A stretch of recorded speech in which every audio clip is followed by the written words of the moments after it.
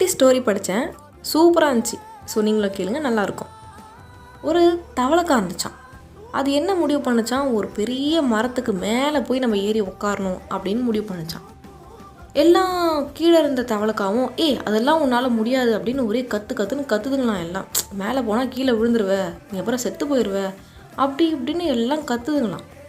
ஆனால் இந்த தவளைக்கா என்ன பண்ணுச்சான், அது எதையுமே காதலையே வாங்கிக்காம கடன்னு மேலே ஏறி போய் உட்காந்துருச்சான்.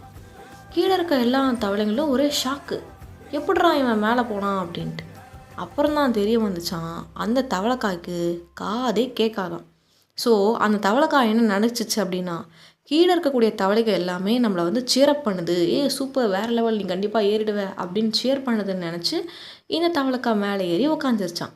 ஸோ இதிலேருந்து நான் கற்றுக்கிட்ட லெசன் என்ன அப்படின்னா, இப்போது உங்கள் எல்லாருக்குமே ஒரு கோல் இருக்குது.